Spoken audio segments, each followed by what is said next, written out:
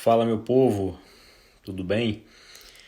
Bom, hoje nós vamos então falar sobre análise fundamentalista, né, com o Rodolfo do Vamos para a Bolsa. Eu vou passar um pouco da minha experiência, a forma como eu faço análise fundamentalista, e o Rodolfo vai falar também da forma como ele faz, né? Ele está chegando aí, esperar ele fazer a solicitação aqui para entrar. Bom, esse é um dos assuntos que eu mais gosto, né? Estratégia de investimento, que eu falei com o Investidor SA, esse assunto sobre análise fundamentalista é uma coisa que me gosto muito também, perco bastante tempo, né, fazendo análise de empresas. Não é perda de tempo, é ganho de tempo, na verdade, né?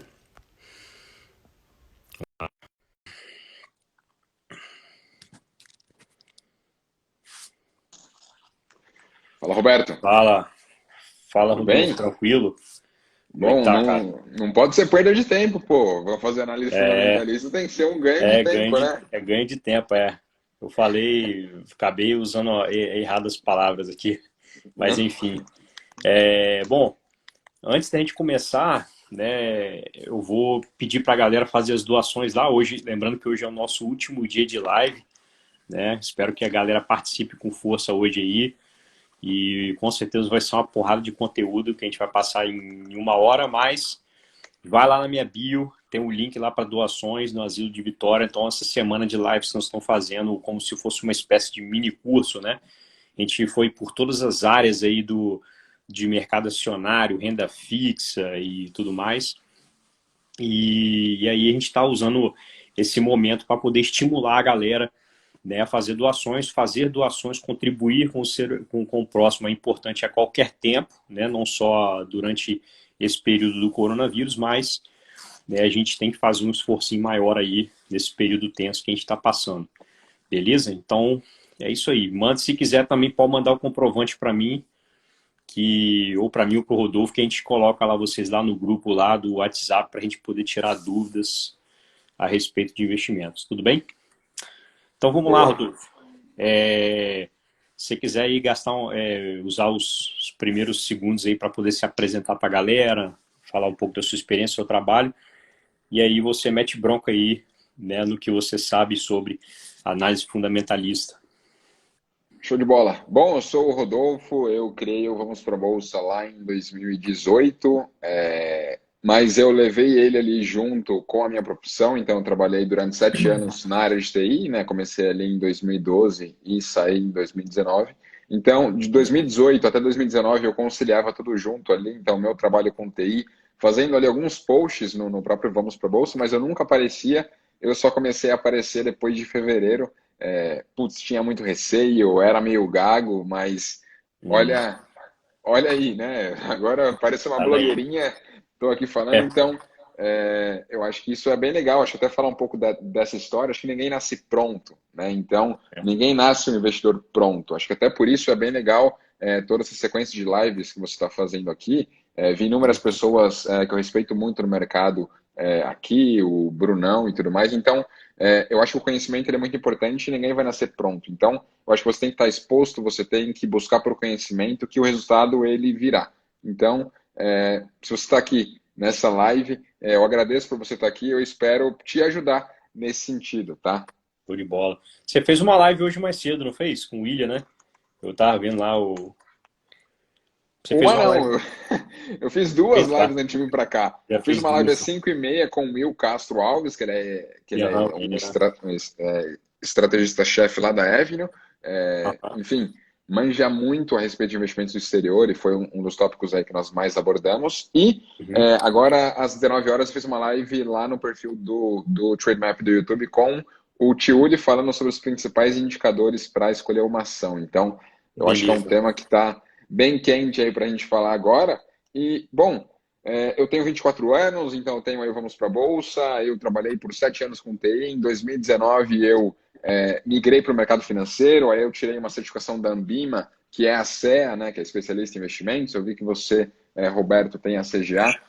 Eu tenho a CEA, porque, enfim, eu já investia desde 2016, tinha conhecimento do mercado e tudo mais. Mas eu falei, poxa, se eu vou ensinar as outras pessoas, é importante que eu tenha ali alguma certificação para a pessoa ver que eu tenho um embasamento, né? Tipo, não é só dos meus investimentos, tipo, tem alguém que certificou que de fato tem esse conhecimento, então a ideia foi exatamente tirar essa certificação para isso. E, enfim, desde então a gente está aí nessa Show de bola.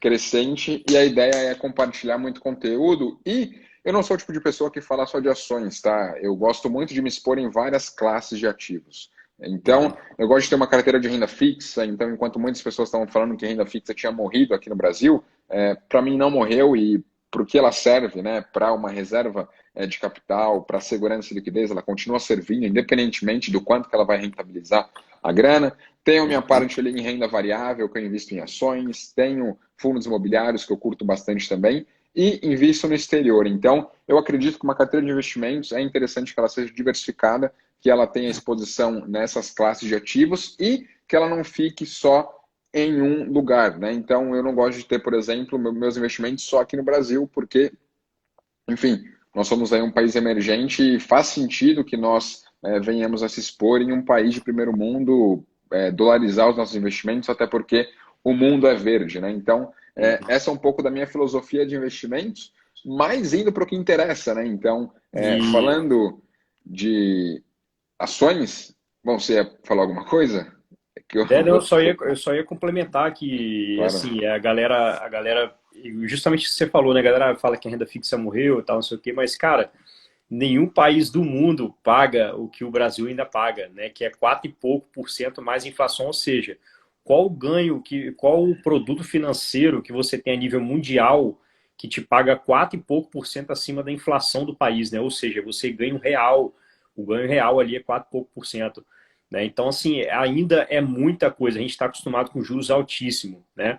No nosso país, mas ainda assim, mesmo que a taxa Selic tenha baixado bastante, 4 e pouco por cento de juro real é muita coisa ainda. É muita coisa. Então, não dá para reclamar da renda fixa nossa, não. Ah, não, com certeza. E assim, eu acho que faz muito sentido ter renda fixa, tá? Eu, particularmente, tenho aí algumas posições que estão remunerando 10, 11% ao ano, o IPCA mais 7, né? Então, por mais que possa parecer que ela morreu, ela ainda não morreu. Então, para quem sabe, para quem busca, dá para se expor bem sim a renda fixa. Mas indo ao que nós vamos falar aqui, que é ações, né? Acho que se a gente fosse falar de cada uma Uhum. das classes, a gente poderia falar aqui a noite inteira, mas já que o nosso foco é ações, eu quero falar aqui um pouco do porquê que gosto da análise fundamentalista, tá? Então, eu comecei pela análise gráfica antes, então eu fazia ali, olhava candles e tudo mais e buscar o timing ali do ativo para ter ali uma maior assimetria. Só que eu comecei a ver que, putz, tem alguma coisa por trás daquele código, né? Não adianta eu ficar operando base ali, putz, subiu, caiu, mas por que que ela subiu, por que que ela caiu, ela apresenta lucro, ela não apresenta lucro. Então, eu comecei a ter essa ciência de que é importante olhar o fundamento, é importante olhar a empresa que está por trás, porque é isso que vai me dar uma segurança como investidor. Porque uma coisa é você estar, sei lá, com 5 mil, 10 mil reais investido em alguma coisa. Talvez é uma grana relevante, sim, mas não é uma grana que, putz, se você perder, acabou a sua vida. Não. Agora, a partir do momento que você constitui patrimônio e você está investindo essa grana, é muito importante que você saiba onde você está investindo essa grana, porque você constituiu um patrimônio. Né? Então, eu vejo que muitas pessoas vieram para a Bolsa, né, principalmente depois daquele movimento que nós tivemos de juros aqui no Brasil, baixando lá de 2016 de 14,25 e vindo aí para 3,75, que é o que está atualmente, e eles começaram a investir em inúmeras empresas aí sem nem entender o que a empresa faz, as marcas que ela tem, o que ela vende, o endividamento. Ninguém quis ver nada. Ver rentabilidade, ver se ela está em recuperação judicial ou não. Ninguém quis saber de nada disso. Só ia lá e investia na empresa. Então, eu como investidor percebi que é importante eu analisar os fundamentos de uma empresa. E, por exemplo, se eu for analisar bancos, por exemplo, tem o Itaú, tem o Bradesco, tem o Santander, mas por que eu vou escolher o Itaú do que os outros bancos? Qual o motivo disso? Né? Que parâmetro que eu vou Uhum. usar? Eu vou usar só, putz, porque eu vejo mais agências do Itaú, eu vou escolher o Itaú? Não. Né? Então, por isso que é interessante você analisar uma empresa de forma fundamentalista. Então, você vai buscar ali os números dela, você vai buscar para ver a lucratividade, você vai buscar para ver o endividamento, você vai ver as disponibilidades, você vai ver ativo circulante, passivo circulante. Então, tem inúmeros números que te mostram o quão rentável que é aquela empresa, porque no fim do dia, você quer se tornar sócio de negócios que são rentáveis. Essa é a principal ideia, né? Você vai colocar sua grana ali para quê? Para que ela aumente ao longo do tempo. Então, a principal ideia de você analisar uma empresa de forma fundamentalista é você ver, beleza, o quanto de retorno sobre o patrimônio líquido que essa empresa tem ao longo do tempo, né? Que a gente tem o ROI para nos mostrar isso. Então, você consegue ver que tem empresas que elas trabalham numa faixa de 1 dígito, tem empresas que estão em patamares de 2 dígitos, tem bancos como o próprio Itaú que ele entrega um retorno sobre patrimônio líquido acima de 20%. Então, isso mostra o quão lucrativo ele é ao longo do tempo. E claro, Aham. uma outra coisa que eu gosto de ver bastante, né? Tem pessoas que estão olhando ali os números das empresas, né? Eles veem lucratividade, eles veem dividend yield e tudo mais, e eles veem, por exemplo, do último ano, né? Eles veem 2019. Só que 2019 você não precisou ser muito gênio para ganhar dinheiro, porque, enfim, estava em um cenário do mercado muito aquecido, para todas as empresas que estavam fazendo follow-on, eles conseguiram captar recurso, muitos fundos imobiliários entraram na bolsa e Uhum. conseguiram a grana ali do IPO, então não foi muito difícil você conseguir recursos para estar ali dentro. Agora, o que eu gosto de olhar, pegar a última inflexão que nós tivemos no PIB, né? Enfim, como eu não estou apresentando aqui, eu não consigo mostrar uma imagem, mas é nítido a gente ver quando que foi a nossa última inflexão no PIB, que foi lá em 2016, né? Então, 2014, 2015, o PIB retraiu cerca de 3% ao ano, e depois de 2016 ele começou a ficar no campo positivo de novo. Então, o que eu gosto de ver em empresas é o histórico dela, é o histórico daquele indicador. Né? Então, eu gosto de ver ao longo do tempo como que ela está performando e principalmente nesse cenário de caos que nós tivemos, né? Nós tínhamos a Dilma aí no controle e tudo mais, inúmeras empresas quebraram. Então, como que elas se portaram lá em 2014, 2015, 2016? Elas conseguiram ainda assim ser lucrativas? Elas tinham um alto endividamento para se manter lucrativa ou não? Então, isso são coisas que eu gosto de olhar. Então, eu acho que é Uhum. legal você pegar alguns indicadores para analisar as empresas, só que você tem que ver o histórico desse indicador. Então, eu acho que não adianta você ver só um trimestre de forma isolada, que muitas das vezes as pessoas fazem isso, né? Para Sim. mim, pouco importa o último resultado do Itaú. Eu quero saber o quanto que ele entregou nos últimos 5 anos. Isso que vai fazer alguma diferença, né? É Uhum. igual um relacionamento. Você não vai, por exemplo, escolher uma mulher pelo que você soube dela ontem para você casar, né? Porque para você pegar, beleza, pode fazer o que quiser, mas para você casar, que é você se tornar sócio de uma empresa, para mim é a mesma Se coisa. você, Então, se for, se você for fazer só um day trade, tudo bem, né? exato, não tem problema nenhum. Quer só dar uma pegada ali, beleza, mas cara, se você quer uma parada para você se tornar sócio e tudo mais, você tem que saber um pouco mais dessa pessoa, saber dos hábitos. Então, é a mesma coisa no mercado, né? Vai buscar saber dessa empresa, vai buscar saber em meio à crise como que ela reagiu, vai buscar saber um pouco do endividamento dela. Então, a partir do momento que você entende toda essa questão, a partir do momento que você entende uma empresa de forma fundamentalista, fica muito fácil de você separar o joio do trigo. Então, a gente tem Uhum. quase 400 empresas aqui na Bolsa, só que nem todas são boas empresas assim, tá? Tem muita empresa ruim. Vou te falar que são muito poucas até que são boas. São muito poucas. Dá para separar tranquilamente. E aqui, Rodolfo, uma coisa interessante que você falou, cara, eu ia justamente puxar esse assunto aí. Você falou do retorno sobre patrimônio líquido, do ROI, né? Isso. Teve muitas empresas que são horríveis e tiveram um ROI altíssimo em 2019, às vezes por questões banais, assim, de você entender a contabilidade, ver que teve um crédito tributário específico, absurdo, num ano específico ali, jogou o lucro líquido lá para cima, né? Muito fora do normal que a empresa consegue apresentar, e jogou o ROI lá para cima. Aí quando você vai olhar ali a foto, só a foto de 2019, tá tudo lindo e maravilhoso, porque o lucro líquido inflado influenciou na margem líquida, influenciou no ROI, né, no cálculo de uma porção de coisa, né, inclusive no ROIC também, né, que é o retorno sobre capital investido, que também é outra coisa que usa o lucro líquido como parâmetro. Mas, então, assim, não pode, é que você falou, não, a gente não pode simplesmente olhar um ano específico ali, né, e tomar decisões com base, simplesmente entrar lá no site de fundamentos, né, que mostra a fotinha da empresa como está atualmente, olhar os indicadores ali e selecionar com base num filtro tão simples, né? Então, para a galera poder sintetizar melhor o passo a passo de como, porque, tipo assim, beleza, Roberto, vamos fazer análise fundamentalista, mas vamos começar por onde? Por onde eu começo esse troço? Né? Então, eu queria que se você explicasse para a galera, depois eu dou o meu feedback também a respeito de como eu faço, mais ou menos um processo, entendeu? Tipo assim, eu começo por aqui, eu faço uma análise qualitativa, quantitativa, dou mais importância a isso, dou mais importância àquilo, olho o histórico, né? E, entendeu? Uma sequência, né? Você faz, por exemplo, análise macroeconômica junto com a análise setorial, né? Como é que é isso aí? Explica pra gente.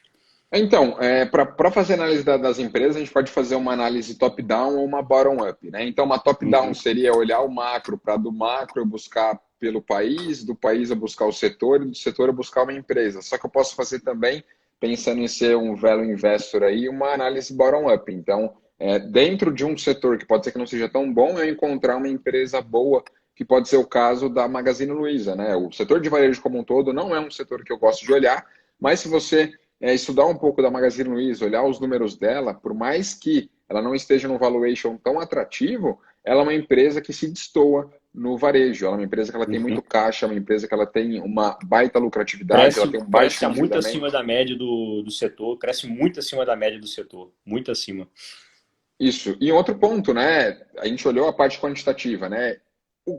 O que eu acho, né? Quando você vai analisar uma empresa, voltando, é a mesma coisa que você analisar uma mulher para você ter, né? Não adianta você buscar para uma mulher só bonita, né? Não adianta você buscar para uma empresa que só tenha números bons. Você tem que ver, às vezes, a qualidade dela em relação aos pares de mercado, ver se o produto dela é único ou não, como que funciona isso, né? Então, eu gosto de fazer isso e buscar por números, por aquele critério mais quantitativo, mas também a parte qualitativa, ela é bem importante. Mas, em suma, Uhum. né, um guideline aí para buscar por empresas, eu gosto de dividir em praticamente aí três pilares, né? Então, para mim, uma empresa ela tem que ser lucrativa. Então, eu gosto de olhar para indicadores de lucratividade e, principalmente, saber a operação dela como um todo. Né? Porque muita gente, por exemplo, só olha o EBITDA de uma empresa.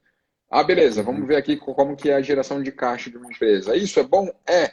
Mas e se a empresa ela tem muitas aplicações financeiras ali e isso no lucro líquido dá um resultado ainda maior, né? Como a Grendene aqui no Brasil. Ela é uma empresa que quando o Selic principalmente estava em um patamar elevado, ela conseguiu entregar muitos lucros aí. Então, eu gosto de olhar esfera por esfera, né? Putz, eu gosto de ver a receita, eu gosto de ver o patrimônio líquido, eu gosto de ver o EBITDA, eu gosto de ver o lucro líquido. Então, entender cada um deles, porque, queira ou não, quando você pega uma empresa, é importante que você entenda cada uma das coisas, tá? Cada uma das linhas e um balanço é isso, né? Você começa vendo de cima e vai indo até para a última linha, que é o lucro líquido, que é o mais importante. Mas, até para sumarizar isso daí, eu particularmente curto usar o Trade Map. Deixa eu virar aqui a minha tela. Acho que vai ficar mais fácil para a galera acompanhar assim, ó. Então, aqui eu tô com a Energias do Brasil, tá? Para mim ela é uma baita empresa. Vou até mudar aqui para trazer os dados dela de forma anual. E aqui a gente consegue ver de 2012 para cá os resultados. Acho que tá legal aí para a galera ver, né? Dá pra ver, dá pra ver. Uhum. Show. Então, para mim, eu gosto de empresas que cresçam ao longo do tempo, tá? Eu, por exemplo, Vamos para Bolsa é uma empresa, e é uma empresa que ela tem que crescer. Ela está crescendo, está com 51 mil seguidores, o número de alunos está crescendo, então é isso que eu quero. Se eu bater ano a ano, está crescendo. Se eu bater uma empresa, é a mesma coisa que eu quero. Então, olha o patrimônio líquido de Energias do Brasil lá em 2012 e olha o quanto está agora em 2019, né? No último ano, praticamente dobrou. Olha a receita dela também, ó, mais que dobrou. Olha o EBITDA, que é a geração de caixa, né? Mais que dobrou de 2012 para cá. Olha o lucro líquido, é uma empresa que ela traz lucros de forma constante e mesmo naquele cenário incerto, né? Então, 2014, 2015, que eu falei, né, que foram cenários aí adversos, ela conseguiu apresentar lucro. O ROI, que é o retorno sobre patrimônio líquido, né? Então, olha o quanto que ela entregou em 2019, ela entregou 14,13. Então, para quem pensa numa Selic aí de 3,75 e você vê uma empresa que ela tem um ROI de duplo dígito, de certo modo é bem interessante você começar a migrar os investimentos para cá, né? Uhum. Porque é uma empresa que ela traz um bom retorno sobre patrimônio líquido e, por consequência, você tem uma margem líquida aí interessante. Então, acho que olhar essa questão de lucratividade numa empresa é muito importante. Só que aí a gente Uhum. vai para outros critérios também, que está aqui do lado, né? O que eu gosto de olhar? Endividamento de uma empresa, né? Então, beleza, ela me entregou o resultado, mas o quanto que ela teve que se endividar para entregar isso? Então, tem alguns indicadores que eu gosto de olhar. O principal deles é o dívida líquida sobre EBITDA. Então, mostra a dívida líquida de uma empresa, e a dívida líquida nada mais é do que tudo que a empresa tem para pagar, né? Então todo o passivo que ela tem, e aí você pega o caixa da empresa, que é 2,77 bi, e aí você abate isso. Então, se eu pagasse hoje todas as dívidas da empresa, ficaria 5,69 bi. Então, isso era o que restaria. E a gente tem a dívida líquida sobre EBITDA de 1,9, ou seja, a empresa teria que trabalhar aí praticamente 2 anos de ter resultado lucro operacional aí para conseguir pagar a dívida. Então, é um endividamento que ele é baixo, né? Eu Uhum. acho que até 13 esse número ele tá legal. Para algumas elétricas você pode até aumentar um pouco isso daí até 4, se fizer sentido, mas eu acho que é bem legal você acompanhar isso daí. E outra coisa, né? Eu vi que o Pedrão tá até aqui na live. Eu gosto de empresas que pagam dividendo, tá? Então, Uhum. ela é uma empresa que ela paga dividendo de forma constante. Então, aqui a gente tem o payout dela. Uma outra coisa que eu gosto de olhar bastante é o payout, né? Então, ela é uma empresa que ela não paga mais que 100% do lucro líquido dela, né? Porque o payout nada mais é do que quanto que a empresa pagou de dividendo e o quanto que isso representa do lucro líquido dela. Então, se eu tenho aqui um payout de 37%, por exemplo, aqui em 2019, significa que o que ela pagou de dividendo correspondeu só a 37% do lucro dela. Ou seja, ela repartiu parte com os acionistas, mas parte ficou com ela para que ela consiga crescer. Então, Uhum. eu acho que isso aqui também é bem interessante quando a gente olha numa empresa, né? Porque, por exemplo, ó, esse é o número de energias do Brasil. Eu vou trocar aqui para pegar uma outra empresa. Eu vou Ô, pegar a Rodolfo, Tiet. Oi. pô, enquanto você está entrando aí, eu só queria fazer uma observação em relação porque tipo assim, a gente está falando o tempo inteiro aqui de contabilidade e tal, a galera percebe, já deve ter conseguido perceber o quão importante é a contabilidade na análise fundamentalista, porque se você não entender, né, sobre o mínimo possível, você fica vendido no meio da história, né, porque você vai olhar só os números por fora, né, e você não vai entender que aquela questão do retorno sobre patrimônio líquido, por exemplo, né, que está alto por uma coisa típica e etc. Outra coisa que está acontecendo no ano passado, a gente teve importantes regras tributárias importantíssimas, que fizeram com que vários balanços financeiros começassem a aparentemente ficar inchados demais, né? Por causa das regras novas. E um dos setores mais afetados foi justamente o setor de energia, né? Porque o que aconteceu? A regra nova fala que o dinheiro que você investiu, né, para, por exemplo, expansão de uma transmissão de linha de energia, ou seja, o seu CAPEX, né, o seu CAPEX é como se o CAPEX virasse receita, tá? Então, as empresas começaram a fazer dois balanços. Isso aí eu falei um pouco na live lá do Pedro, mas só para deixar a galera que falar, não, mas a Energias Brasil cresceu tanto, não sei o quê. Mas a maioria dos. Eu não sei se é o caso da Energias Brasil, porque eu não olhei de perto, tá? Não é uma empresa que eu acompanho tão de perto assim. Mas tem várias empresas desse setor que estão apresentando crescimento grande por causa do IFRS, que é o padrão internacional de contabilidade, tá? Mas eles até apresentam dois balanços no resultado trimestral, no qual um aparece o IFRS e o outro aparece o regulatório, né? E aí, por exemplo, pelo IFRS, você tem um crescimento. A Lupar, que é uma empresa que eu acompanho mais de perto, está acontecendo isso. Aí você vê a receita da Lupar foi lá para cima, cresceu, sei lá, coisa absurda, assim, 30%, 40% de crescimento no trimestre, né, de acordo com o IFRS. Mas pelo regulatório, ou seja, não considerando o CAPEX como receita, o crescimento foi de, sei lá, 5, 10% no máximo, tá? Então tem que ficar esperto nisso aí também, tá, galera? Para vocês não ficarem vendidos na história aí, tá bom? Tem que ficar ligado, tá? Só essa observação aí. Então, assim, é Eu acho que importante estudar faz contabilidade. sentido. Você tem algum livro para indicar de contabilidade para a galera estudar um pouco sobre contabilidade? Cara, eu, particularmente, o que eu aprendi assim foi fazendo cursos. Eu acho que não tem uma maneira mais rápida de você conseguir adquirir conhecimento que por meio de curso. Até por isso que eu acredito e ministro curso, e, enfim, não estou falando isso para alguém vir comprar Uhum. meu curso, nada disso. Porque eu acho que é legal, sim, você ter o livro ali, mas, cara, quando você tem alguém ensinando, e se essa pessoa ela for prática, ela mostrar ali, como eu estou mostrando aqui, por exemplo, se essa pessoa for didática, eu acho que você consegue muito mais rápido adquirir esse conhecimento. E como, por exemplo, eu vim da área de TI, eu não tenho muita paciência de ficar lendo livros de contabilidade. Eu jogo a Uhum. real aqui e não tenho por que esconder isso. Então, eu busquei por cursos aí. Mas tem muito canal no YouTube também Uhum. que compartilha muita coisa sobre isso. Eu acho que contabilidade é bem tranquilo de você saber. É, E também, de certo modo, eu tenho a minha empresa, né? Então eu acabo entendendo como que funcionam uhum. as coisas com a minha empresa. Então, de certo modo, eu estou muito inserido nesse meio, então eu não tive assim algum livro em específico, mas tem muito vídeo aí no YouTube que certamente vai ajudar. É. O próprio Fábio Holder tem uma playlist de contabilidade aí para investidores que vai ajudar. Uhum. Quem acompanha também o meu canal no YouTube tem, eu faço as análises das empresas bastante profundas e no final das contas os insights que eu vou dando ali dá para a galera perceber, né, aprender bastante coisa com contabilidade. Mas eu tenho um que eu sempre indico para a galera da minha mentoria, a galera que me acompanha, que é o Warren Buffett, Análise de Balanços, né? Ele explica de uma forma muito didática e muito simples, né? É óbvio que você depois precisa se aprofundar, né? No conhecimento, mas para quem não entende nada de contabilidade é uma maravilha, porque ele pega assim, ele deu uma enxugada no balanço estruturalmente ele bota umas coisas bem simples e você consegue enxergar, ele dá uns insights de como ele olha para o balanço e analisa tal coisa que ele acha interessante nisso, naquilo, tal. É bem legal, acho que vale a pena, né, para as pessoas que ainda nunca leram esse livro, vale a pena, para quem quer entender de contabilidade. Show de bola. Aqui, Vou até enfim, escrever. até para fins didáticos, eu quero mostrar a Tiete, tá? Eu sei que o Pedrão tá por aí, ele curte Tiete, mas eu particularmente não curto muito.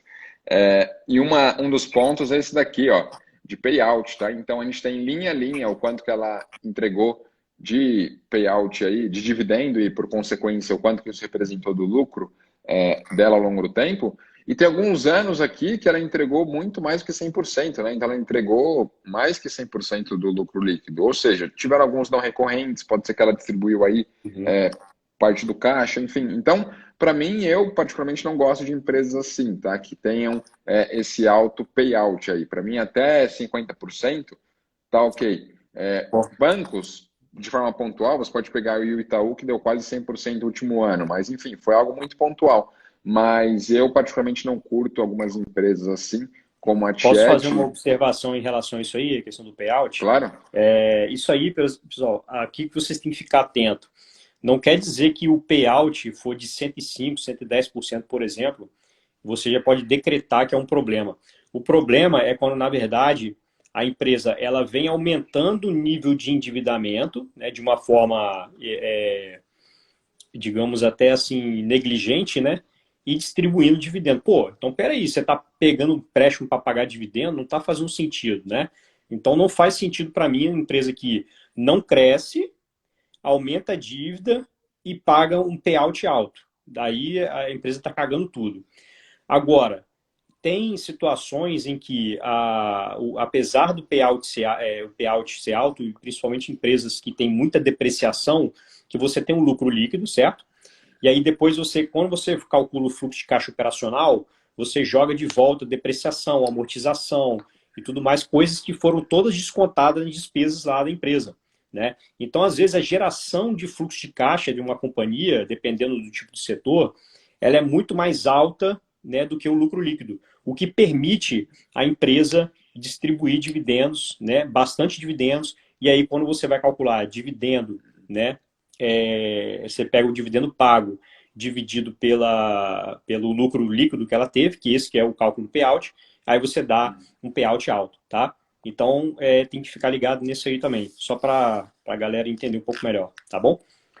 Isso porque às vezes as pessoas elas comparam, putz, eu estou aqui comparando as elétricas, eu estou vendo o dividend yield de Uhum. cada uma delas. Por exemplo, a SGT tem um dividendo de 8 e a Energias do Brasil está com um dividendo de 6, né? Só um exemplo. Mas a Energias do Brasil, ela tem um payout de 50, ou seja, ela repartiu só 50% do lucro dela. Enquanto a ES, ela entregou 110%. Então, por mais que pareça melhor o da ES, GT, em relação ao da Energias do Brasil, não é saudável que a AES continue se mantendo nesse ritmo. Já em relação a Energias do Brasil, ela está num ritmo tranquilo. Então, por isso que não dá para Uhum. você olhar só um número em específico de uma empresa e julgar se, putz, isso é bom ou não, porque eu acho que o ponto é esse, né? Uma análise fundamentalista é uma soma de fatores que você vai colocar. Não é você olhar um indicador em específico. Então, Uhum. Eu gosto de olhar empresas que são lucrativas, eu mostrei aqui. Eu gosto de olhar empresas que têm uma dívida controlada. Aí você pode usar o dívida líquida sobre EBITDA, você pode usar o dívida líquida sobre o patrimônio líquido, que também é interessante, né? A própria SGT, ela tem uma dívida líquida de 2,9 bi e um patrimônio de 1,5. Ou seja, ela está praticamente alavancada aí 2 vezes. Então, eu particularmente gosto de empresas que elas têm uma dívida líquida inferior ao patrimônio líquido, né? Porque se a empresa fechar hoje, nesse caso a SGT, ela está devendo ainda uma outra empresa, né, em relação ao que ela tem. Então, eu particularmente curto empresas que tenham até 50% aí de dívida líquida em relação ao seu patrimônio líquido. Então, é legal olhar a lucratividade, é legal olhar essa questão de endividamento, e uma coisa que eu olho bastante, principalmente nesse momento agora que a gente está de lockdown aí com coronavírus e tudo mais, é caixa, né? Então, o quanto que as empresas têm de disponibilidade, né? Então, por exemplo, a Energias do Brasil, ela tem 1 ano praticamente de lucro operacional, né, de EBITDA ali em caixa. E isso você pode derivar e dar uma olhada também na própria liquidez corrente, né, que vai dizer respeito ao ativo circulante ou ao passivo circulante. Então, diz respeito a tudo aquilo de curto prazo, todas as obrigações de curto prazo que uma empresa tem. Se aquilo que ela tem de ativo vai conseguir pagar os passivos. Então, se você separar uma análise de uma empresa nesses 3 pilares, eu acho que vai te ajudar muito. Olhar a lucratividade, olhar essa questão de endividamento e olhar meio que o hoje, né? Principalmente com esse cenário de coronavírus e tudo mais, porque as empresas elas vão ser afetadas, isso é fato. Tem algumas que mais, tem outras que menos. O setor elétrico, por exemplo, eu acho que talvez aquilo que está mais relacionado à distribuição de energia pode sofrer um pouco mais, quem sabe por inadimplência, mas aquilo que é de transmissão ou geração tende a não sofrer tanto. Tem pessoas que estão falando aí, mas as fábricas não estão funcionando, os escritórios não estão funcionando, mas, poxa, as pessoas estão em casa, né? Talvez eles estão consumindo mais em casa. Então, no net, o consumo de energia deve estar ali bem próximo. E um outro ponto, né, que eu acho importante, tem setores que eles vão sofrer muito mais. Né? Tem setores que estão com patrimônio líquido negativo. Né? As aéreas, por exemplo, a Gol e a Azul, eles estão com patrimônio líquido negativo. São empresas que têm alta dívida. Então, por isso que é legal você, como investidor, entender de análise fundamentalista, e também vale ressaltar aqui que cada setor você vai ter que olhar alguns tipos de indicadores em específicos. Né? Então, por exemplo, bancos, eu acho que é bem legal você olhar o ROA, né, que é o retorno sobre os ativos totais ali. Para mim faz muito sentido olhar um ROA, principalmente para um banco que tem muito ativo. Agora, você vai olhar, por exemplo, uma locadora de veículos. Eu acho que é interessante, né? Uma Movida da vida, uma Localiza. Olha o enterprise value sobre a frota que ela tem ali.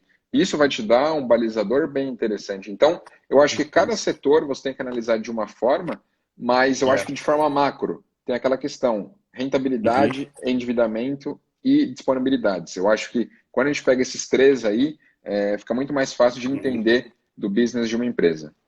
Show de bola. Bom, eu gostaria de falar um pouco de como eu faço análise fundamentalista, né, e passar algumas dicas para a galera aí, porque assim, o que eu tenho percebido hoje, né? A galera tá querendo muito seguir um pouco eu acho uma coisa até muito construtiva, né? Porque as pessoas estão buscando conhecimento. Só que às vezes você quer seguir, por exemplo, o que um grande investidor, um grande gestor de fundo faz, né? Você não tem a mesma disponibilidade de tempo e equipe e recurso que um cara desse tem, né?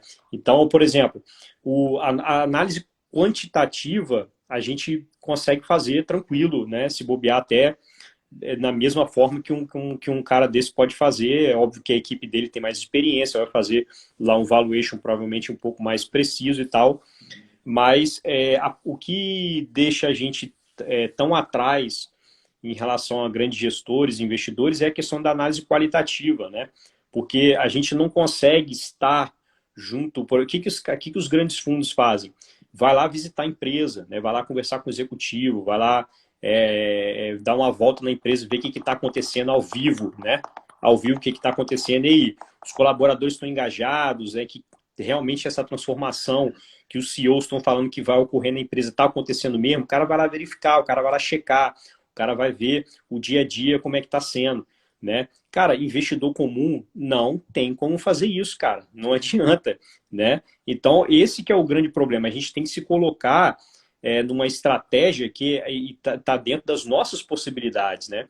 Então, para a gente, uma análise quantitativa, ela vai acabar sendo muito mais forte do que a análise qualitativa. A análise qualitativa que a gente vai fazer é bem fraca, né? No máximo que a gente consegue ver é a questão, tipo assim, quem é que essa empresa tem dono, né? Essa empresa está no novo mercado, né? São essas análises tranquilas, mas isso aí não é a análise qualitativa que vai trazer realmente resultado. É você ir lá e checar com seus próprios olhos o que está acontecendo, né? Isso que é análise qualitativa, tá?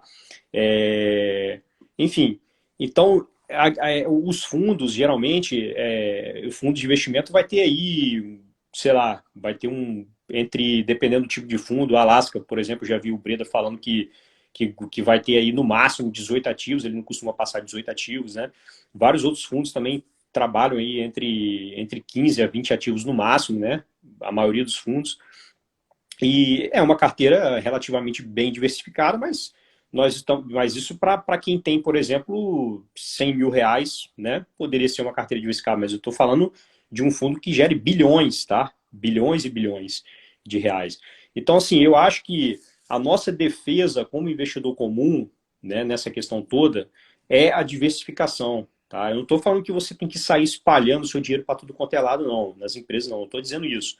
Mas a gente tem que, como a gente não consegue acompanhar as empresas tão de perto, igual esses caras conseguem, igual o Warren Buffett, né? O cara ali tem a holding dele, que ele acompanha de perto as empresas. Você vê, o próprio Warren Buffett, né? Que é um cara que acompanha as empresas de perto, e isso nem assim garante que as coisas derem 100% certo, né? É o caso que a gente pode falar que aconteceu com a Kraft Heinz, né? Por exemplo, né? Que teve fraude contábil e tal. O Warren Buffett comprou a ação, cara, por um preço, pagou um valuation absurdo, né, na Kraft Heinz. Ela deve estar valendo uns 70% abaixo, né, do que da aquisição, né, do Warren Buffett, e as coisas não estão saindo como ele imaginou. Nem ele, nem o Jorge Paulo Lema, que comprou a empresa também, né? A receita da empresa está praticamente estagnada, né, e com perda de lucratividade, enfim. Então, assim, para mim, o investidor, o que ele tem, tem até aquela famosa frase, né, que o pessoal fala, né? A diversificação é o último almoço grátis, né? Então foi o que o Rodolfo falou, cara, tem um pouco do seu portfólio exposto a dólar, né? Compre lá ações americanas, tem uma parte no Brasil, né? E não concentre sua carteira, principalmente nesse momento que a gente está com muitas oportunidades, né? São muitas oportunidades, o mercado está muito barato. Isso não quer dizer que não vai cair mais, mas a precificação já está ridícula de algumas empresas e dá para você aproveitar a oportunidade em várias empresas, né? Fazendo minimamente uma análise qualitativa aí dentro das nossas possibilidades e uma análise quantitativa, tá bom? Quer falar mais alguma coisa, Rodolfo? Não, show de bola. Eu acho que é isso. Acho que o mercado tem muitas oportunidades, mas a partir do momento que você consegue analisar as empresas assim, você consegue separar o joio do trigo. Não é porque a empresa tem capital aberto em bolsa que ela vai ser boa ou não. Então, Sim, quando você separa por esses critérios aí, putz, já vai ser um baita avanço e você vai estar a passos luz na frente e você vai entender da empresa, né? Você vai entender do risco que você está correndo. Então, por exemplo, você até citou o Alaska. Para mim, já é um fundo que eu já investi, só que eu desinvesti no início do ano passado, porque para mim a gestão de risco deles não é interessante. Tá? Eu não acho que um fundo cair 70, até, enfim, não sei qual é a sua visão sobre isso, mas eu, como investidor, ver um fundo cair 70% como ele caiu esse ano, cara, para mim é inadmissível. Cair tudo isso, né? Com todo esse beta que ele teve aí. Então, imagina quem investiu lá, deixa um fundo tão acessível assim e caiu 70%. Agora ele vai ter que dar 233 para voltar para o topo. Tipo, isso é muito difícil.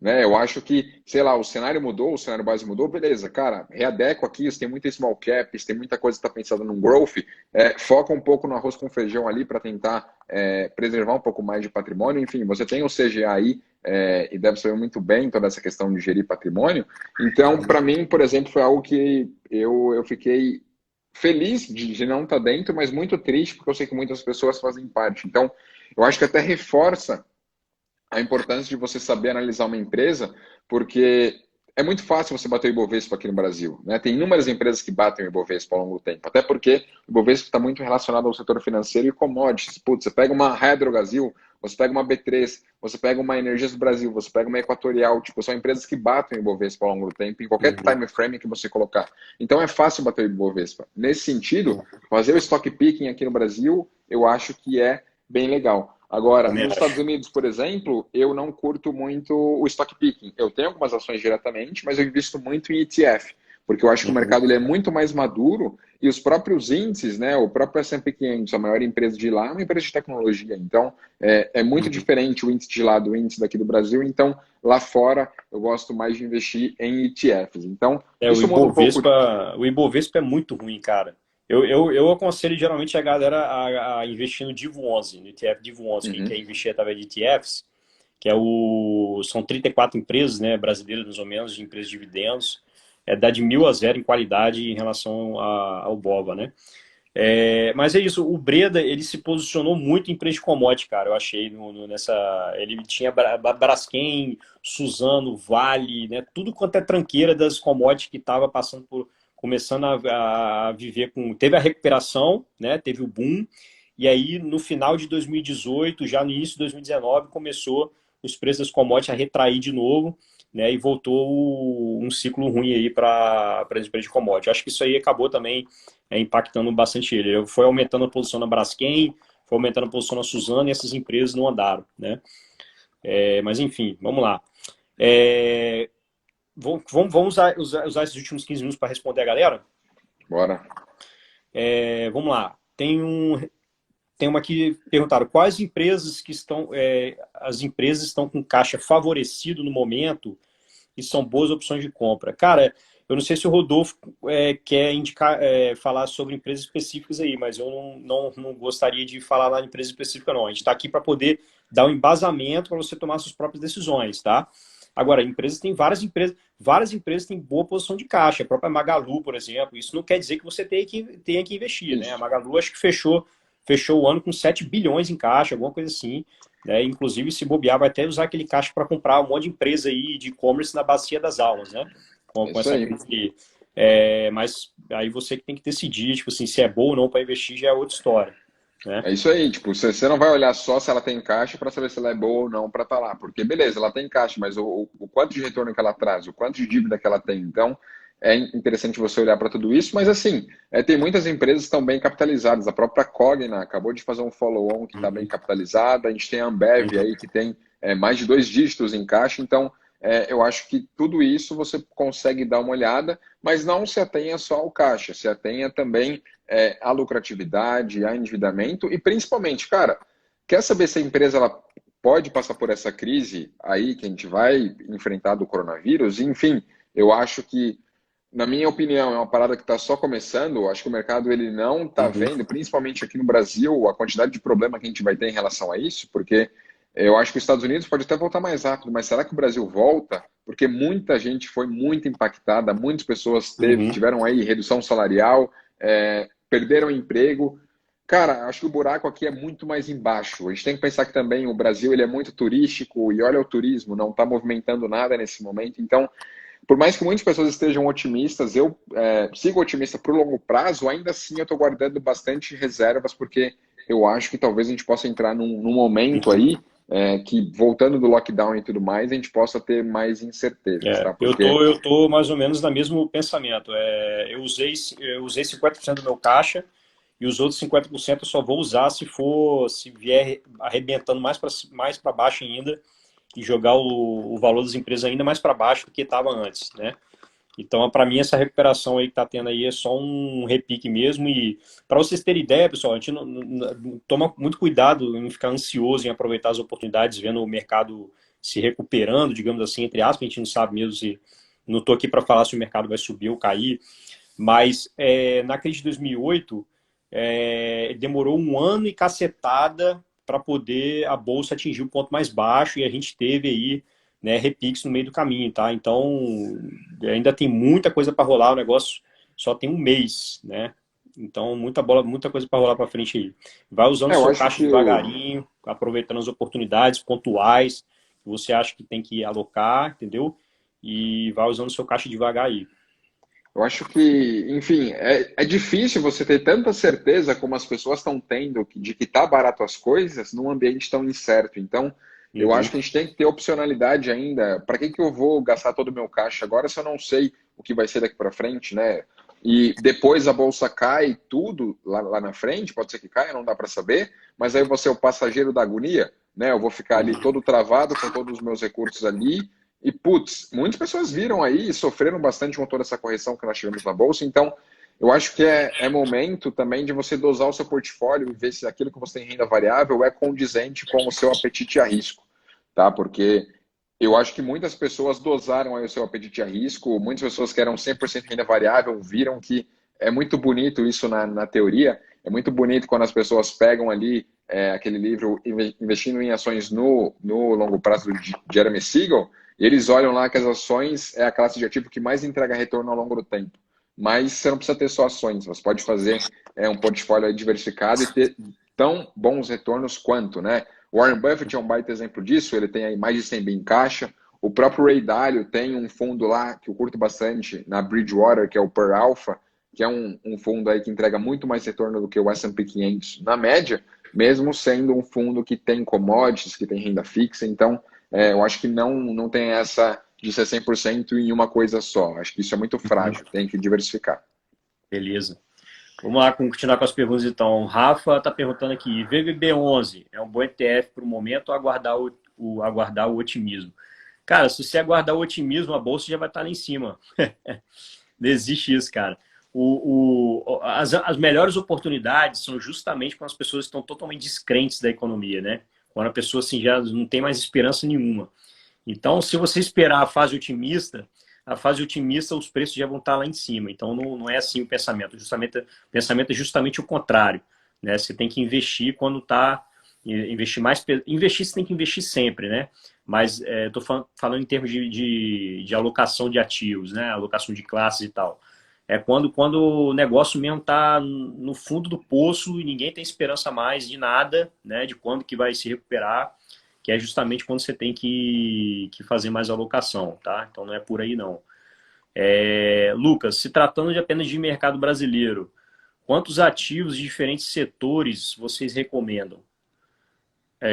Uma carteira diversificada. Você tem alguma parâmetro para diversificação? Ou você não tem uma coisa fixa, uma coisa que tipo depende das oportunidades e tal? Como é que é? Então, eu acho que tem essa questão de oportunidades, né? Como eu faço uma gestão ativa da minha carteira, putz, se eu vejo, por exemplo, quando a bolsa estava em 120 mil pontos, ali perto de 120 mil pontos, eu reduzi muito a minha exposição em ações, porque para mim o valuation que estava ali já não estava fazendo muito sentido, porque as empresas não cresceram tanto Uhum. lucro assim. Então ali eu cheguei a diminuir as minhas posições e fiquei com umas 7 ações só. Só que geralmente eu tenho na carteira umas 15. Então acho que varia muito pelo timing, mas a diversificação acho que ela é importante. Eu tenho hoje uns 35 ativos na minha carteira, levando em conta ações, fundos imobiliários e investimentos no exterior. Então, eu acho que Uhum. ter uma diversificação é interessante, mas é claro, tem aquilo que você consiga acompanhar. As empresas você acompanha a cada trimestre, fundos imobiliários mensalmente você tem ali os relatórios. E no exterior, como eu invisto em ETF, eu nem olho tanto assim, porque eu acho que o ETF ele te deixa mais seguro pela diversificação dele, né? É muito fácil uma Petrobras cair 80%, mas se um ETF cair 80%, irmão, alguma coisa aconteceu no mundo aí. É verdade. Então, o ETF foi criado justamente para isso, pessoal, para facilitar a vida de vocês, tá? Inclusive, teve um cara aqui, ele falou que eu vou botar o comentário dele. É muito difícil para mim fazer análise profunda das empresas, porque teoricamente não vivo de bolsa. Concordo com você. Sei que tenho que aprender muito ainda, mas no momento tem que buscar a casa de análise. E existem várias estratégias, né? Você pode pagar aí uma casa de análise para poder ajudar na seleção de ações, ou você pode simplesmente usar a estratégia de ETFs, né? Que vai facilitar a sua vida e você não precisa do apoio de ninguém, é simplesmente você ir economizando e aportando ali, né?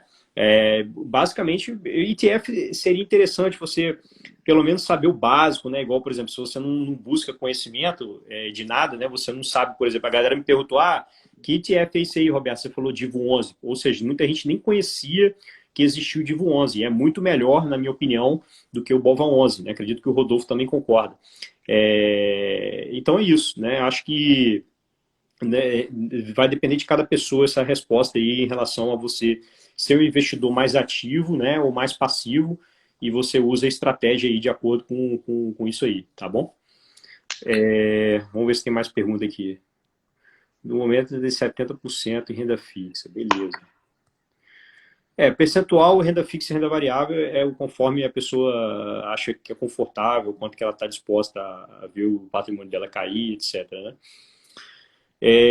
Um Rodolfo, seu xará aqui, ó, falou: a impressão que eu tenho é que o fundo do poço já se foi. 6 circuit breakers. Não necessariamente, Rodolfo, porque você pode ter um momento de circuit breaker, né?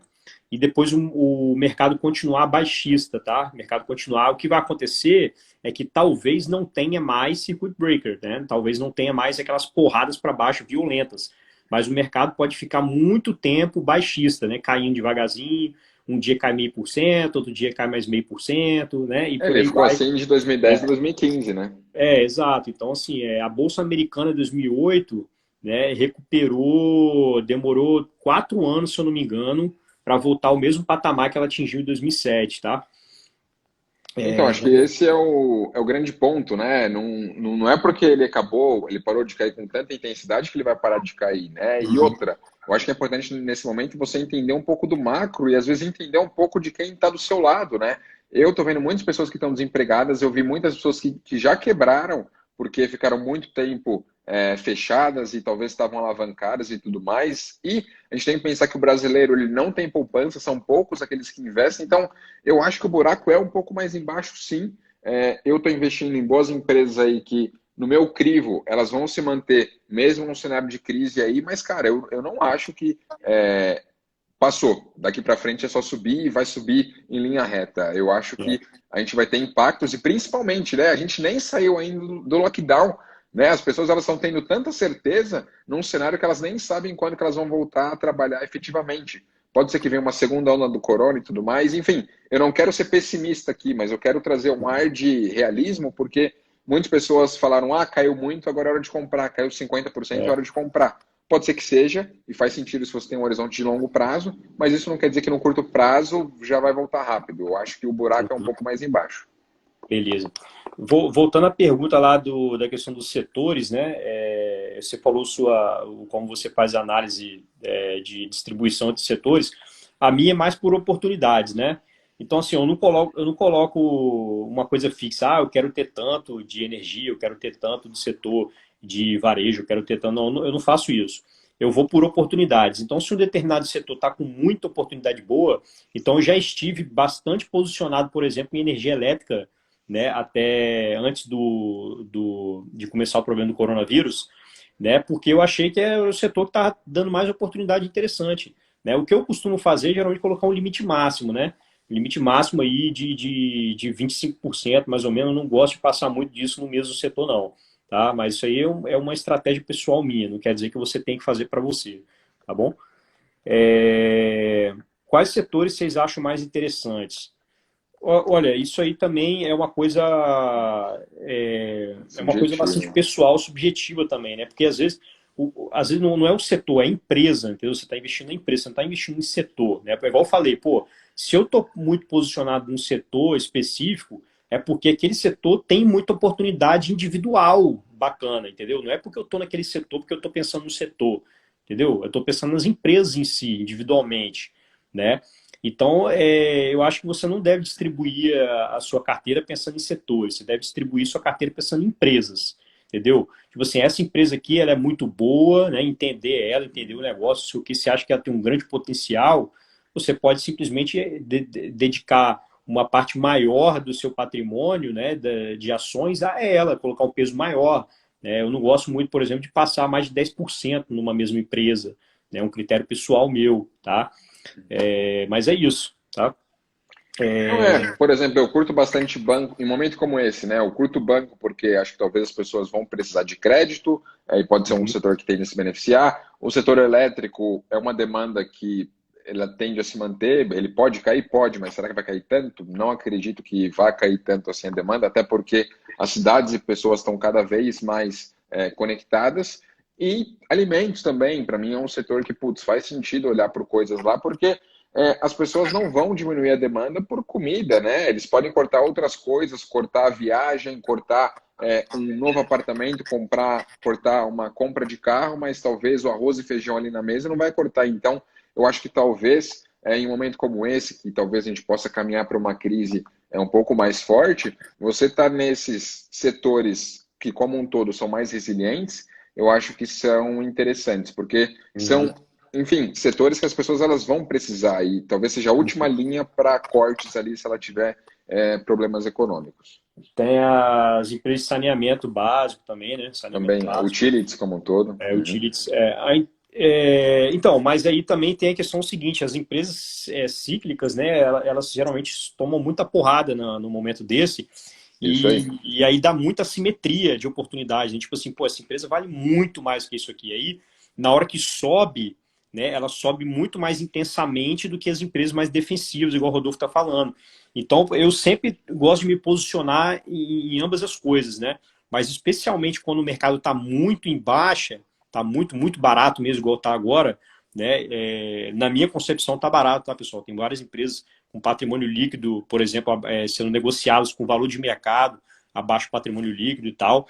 Então, na minha estratégia, eu me posiciono bastante em empresas, obviamente, que eu sei que tem boa chance de passar por aquela crise, vai sofrer, isso não tenho dúvida que vai sofrer, mas eu sei que o negócio é bom, né, os gestores são bons, a posição de caixa da empresa é boa e eu tenho grande chance de passar por aquele problema ali e ainda voltar mais forte ainda depois. Né? Então, eu tenho esse costume de me posicionar bastante em empresas, digamos, mais cíclicas assim, né? Nesses momentos que a bolsa está muito barata. Que aí, quando a bolsa sobe, ela dá aquela porrada lá para cima e essas empresas elas têm uma tendência de subir acima do Ibov. Né? E aí depois eu vou fazendo o caminho contrário. Né? Por isso que eu estava muito posicionado em energia elétrica, né?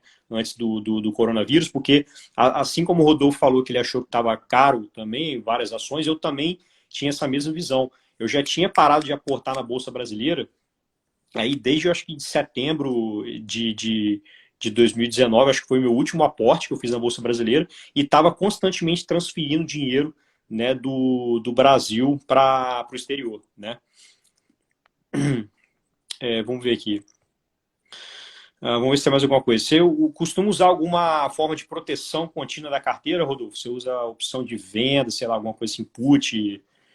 Não? Cara, às vezes eu uso, mas não sempre, tá? Tem gente que por filosofia sempre faz isso, mas eu acho que o carrego disso não é interessante, né? O custo que Uhum. você tem para estar sempre segurado, principalmente aqui no Brasil, que não tem tanta liquidez, não é tão interessante. Então, eu acho que uma das formas de você proteger sua carteira é você ter um portfólio diversificado.